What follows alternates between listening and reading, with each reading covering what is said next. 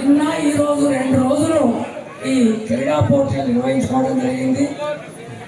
అయితే ప్రధానంగా ఈ క్రీడల నిర్వహణ ఎందుకు పెట్టాల్సి వచ్చింది అనుకుంటే, వాస్తవంగా ఈరోజు యువతరం మొత్తం అనేక రకాల వాళ్ళు అసలు ఎక్కడికైతే గమ్యం చేరాలో ఆ గమ్యం చేరకుండా పక్కతో పోతున్నటువంటి పరిస్థితి ఉంది.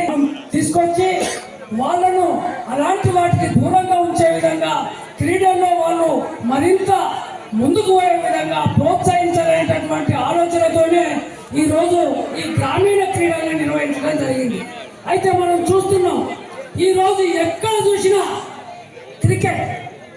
క్రికెట్ బెట్టింగ్ కోట్ల రూపాయలలో బెట్టింగ్లు పెట్టి చివరికి ఆత్మహత్యలు చేసుకుంటున్నటువంటి పరిస్థితి కూడా మనం చూస్తున్నాం. కాబట్టి అది ఉన్నవాళ్ళ ఆట. ఒక్కడు ఆడుతున్నాడు, వాడు కోట్లు సంపాదిస్తున్నాడు, చూసేవాడు కోట్లు పోగొట్టుకుంటున్నాడు. కాబట్టి అలాంటి క్రీడలు మనకు అవసరం లేదు. గ్రామీణ ప్రాంతాల్లో ఉన్నటువంటి అందరూ కూడా ఈ క్రీడల్లో ఉంటేనే వాళ్ళు ఆరోగ్యంగా ఉండటానికి అవకాశం ఉంటుంది. అదేవిధంగా వాళ్ళు ఫిట్నెస్ కూడా ఉండటానికి అవకాశం ఉంటుంది. ముఖ్యంగా నేను చెప్పదలుచుకునేది ఏంటంటే, యువకులు అనే వాళ్ళు ఇప్పుడు ఎట్లా ఉండాలంటే, దేశంలో ఏం జరుగుతుంది, అసలు దేశం ఎటు అవుతున్నది, మనం ఎక్కడున్నాం, మనం ఏం చేద్దామని చెప్పి ఆలోచించాల్సినటువంటి యువకులు ఈరోజు ఆలోచనతో లేరు. మీరు బిర్యానీ ఉంటే చాలు, ఎవరైతే వాళ్ళు ఎప్పుడు తిరుగుతున్నాం, వాళ్ళని తోక పట్టుకొని పోతున్నాం. ఇది కాదు మన జీవితం. అంటే దేశంలో ప్రతి ఒక్కరికి తిండి దొరికే విధంగా, ప్రతి ఒక్కరికి పని దొరికే విధంగా, చదువుకునే వాళ్ళకు విద్య దొరికే విధంగా ఉండాలి తప్ప చదువుకునే విధంగా ఉండకూడదు. ఈ రోజు చదువులు కొనుక్కుంటుంది తప్ప చదువు మనకు వచ్చేటటువంటి పరిస్థితి లేదు. ఎక్కడ చూసినా ప్రైవేటైజేషన్, ఎక్కడ చూసినా పెద్ద పెద్ద కార్పొరేట్ కంపెనీలు వచ్చి మొత్తం మనల్ని బానిసలు చేస్తున్నారు. చివరికి గ్రామీణ ప్రాంతాలలో ఉన్నటువంటి భూముల్ని కూడా కార్పొరేటీకరణ కోసం ప్రయత్నాలు జరుగుతున్నాయి. కాబట్టి ఇలాంటి వాటికి వ్యతిరేకంగా ఆలోచించాల్సినటువంటి బాధ్యత ప్రధానంగా యువతరం మీద ఉంది. ఆ యువతరం ఆలోచించాలి, వీటికి వ్యతిరేకంగా ఉద్యమాలు చేయాలి. అప్పుడు మాత్రమే మన బతుకుల్లో వెలువడడానికి అవకాశం ఉంటుంది. ఎందుకంటే మేము 77-78లో ఈ కడుకోలకు వచ్చినప్పుడు అప్పుడు ఎంత వెనుకబాటు ఉంటుందంటే, అప్పుడు దొరలు ఉంటుంది, జీతగాళ్ళు ఉంటుంది, పని ఎక్కడ కూడా వాళ్ళకు చాకరీ చేసుకునే వెట్టి చాకరీ చేసే ఉంటుంది. కానీ ఈరోజు మనం అనేక విధాలుగా అభివృద్ధి చెందినాం. కానీ ఎందులోకి అభివృద్ధి చెందినాం? మీరు బిర్యానీలకు అభివృద్ధి చెందినాం. అది సరైన విధానం కాదు. వాళ్ళు ఎంతో కష్టపడి మనల్ని ఈ స్థాయికి తీసుకొస్తే మనం ఆ పద్ధతుల్లో ఆలోచించకుండా వేరే పద్ధతులు ఆలోచిస్తున్నాం. కాబట్టి ఆ ఆలోచనల నుంచి మనం బయటపడాలి. ఈ దేశంలో అందరూ 3 పూట్ల తిండి తినే విధంగా మనం కూడా ఆలోచించి అలాంటి ఉద్యమాలకు చైతన్యమివ్వాలని చెప్పి కోరుకుంటూ ఈ అవకాశం ఇచ్చిన మీ అందరికీ మరోసారి కామ్రేడ్ రమ, పిఓడబ్ల్యూ, అట్లాగే ఈ వేదికపై ఉన్న సిపిఐఎంఎల్ మాస్లాండ్ నాయకులు, అట్లాగే గ్రామ ప్రథమ పౌరుడి మాజీ కుటుంబ సభ్యులు, మిత్రుడు శ్రీనివాస్, అట్లాగే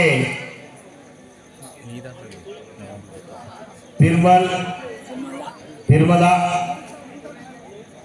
అట్లాగే ముఖ్యంగా ఈ 2 రోజులు మన పీడీ గారు, పీఈటీలు, మల్లేశం సార్ కానీ, వాసు గారు కానీ, ఈ స్కూలు పీఈటీ నవీన్ సారు చాలా కష్టపడి ఏనాటి చిన్న వివాదం లేకుండా ఆటలు ఆడిపించినందుకు పార్టీ తరఫున నేను ఉద్యమ అభినందన తెలియజేస్తా ఉన్నాను.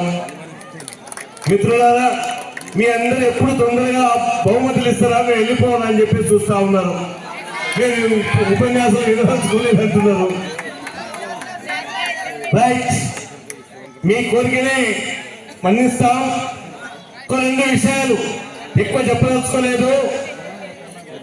ఏదైతే మన మిత్రులు చెప్పారో, ఈరోజు ఈ ఒక డాక్టర్ చదవాలన్నా, ఒక ఇంజనీరింగ్ చదవాలన్నా ఎవరితో పోటీ పడాలి? ఈ రోజు మనం వాలీబాల్, కబడ్డీ పోటీ పడుతూ గెలవాలి అని చెప్పేసి అనుకుంటున్నామో, మరి ఆ రకంగా పోటీ పడడానికి మనం సంసిద్ధంగా ఉన్నా ఈ రాజ్యం ఆ అవకాశం ఇస్తుందా అని ఒక్కసారి మీరు ఆలోచించండి మిత్రులారా. ఒకటి ప్రభుత్వ కాలేజీ ఉంటే 50 ప్రైవేట్ కాలేజీలు ఉన్నాయి. ఈ ప్రైవేట్ కాలేజీలో చదువుకునే స్తోమత మనకుందా? చదువు కొనుక్కోవడానికి మనకు ఆ స్తోమత ఉందా? ఆలోచించండి. మీ తల్లిదండ్రులు వ్యవసాయం పైన ఈరోజు ఈ దేశం 65% పైన ఆధారపడి జీవిస్తుంటే, ఒక కిరాణా షాప్కి వెళ్ళి అగ్గి పెట్టే కొనుక్కోదలుచుకుంటే మనం ధర దుకాణ పోటీ చెప్తామా, మనం చెప్తామా? అగ్గి పెట్టే తయారు చేసిన వాడు ఎంత పెట్టుబడి పెట్టాడు, ఎంత ఖర్చు వచ్చింది, ఎంత అమ్ముకుంటే లాభం వస్తుందని చెప్పేసి వ్యాపారి ధర నిర్ణయిస్తాడు. ఆ ధర నిర్ణయించిన కాడికి మనం కొనుక్కోవాలి. కానీ మీ తల్లి మీ తండ్రి ఎండలో వానలో కష్టపడి పండించిన పంటకు నేను ఒక ఎకరాన ఇంత ఖర్చు పెట్టినా 10 క్వింటాలు దిగుబడి వచ్చింది, ఇగో ఈ ధరకాడికి వెళితే నేను కొనుక్కుంటే లాభం వస్తుంది అని చెప్పేసి చెప్తే ఏ దుకాణం పోలైనా కొంటడా? ఆలోచించండి. మరి ఆదాని అంబానీ వేల కోట్లకు లక్షల కోట్లకు ఎట్లా సంపాదించాడు? మీ తండ్రి తల్లి 10 ఎకరాలు ఉంటే ఈరోజు 5 ఎకరాలకు ఎందుకు తగ్గింది అని ఆలోచించమని చెప్పేసి క్రీడాకారులు కోరుతా ఉన్నా నేను. దీనికి మూలం ఎక్కడుంది?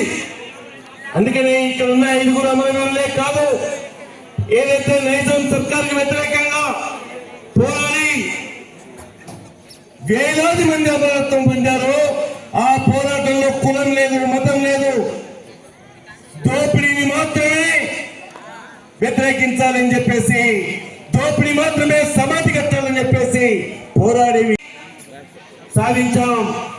మళ్ళీ ఫారెస్ట్ అధికారులు ఉన్నారు. నిన్న కాదు మొన్న కలెక్టర్ ఆఫీసులో రివ్యూ మీటింగ్ లో కూడా మన సంఘం మన పార్టీ పాల్గొని ఇదే రామకృష్ణ వచ్చాడు, దామోదరు, బాబన్న అందరం కూడా మాట్లాడిన దాంట్లో ముఖ్యమైన అంశాలు సిరికొండ భూములు, గడికోన భూములు.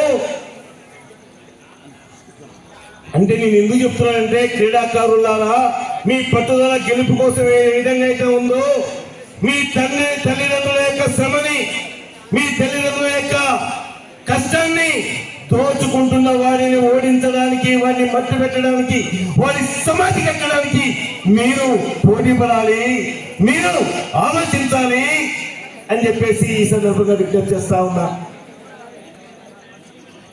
అందుకనే పేదరికం పోవడానికి, కులాలు మతాలు లేకుండా మనుషులందరూ సమానం గౌరవంగా బతకడానికి ఈ ఎర్రజెండా పార్టీ నిత్యం ఆలోచిస్తుంది.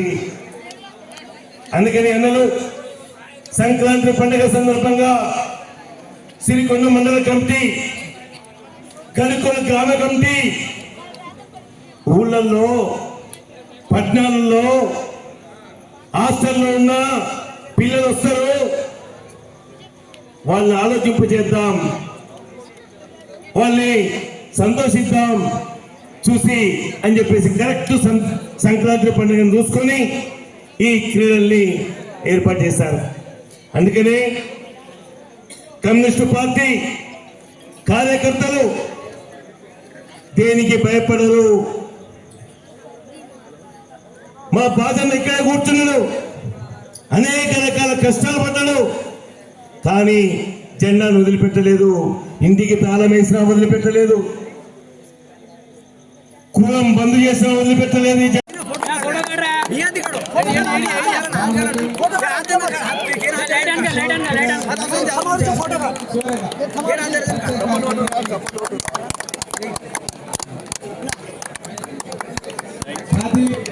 వెంకీ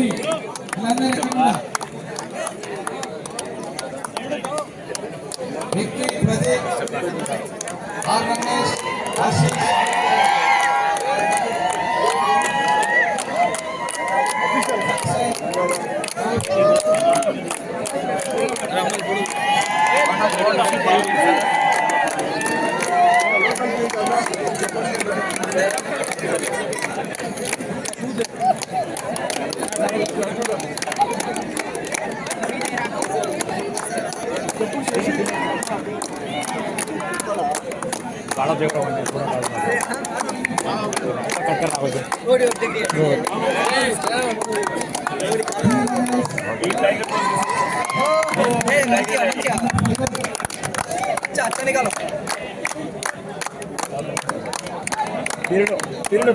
ఉస్మాన్ యూనివర్సిటీ ప్లేయర్ ఆడి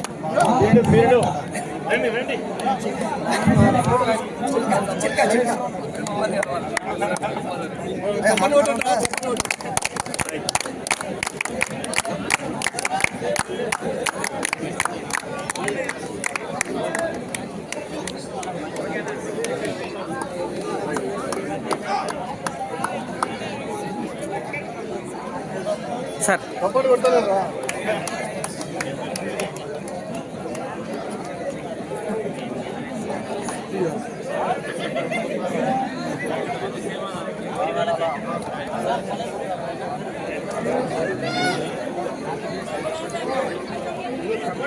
కొట్టు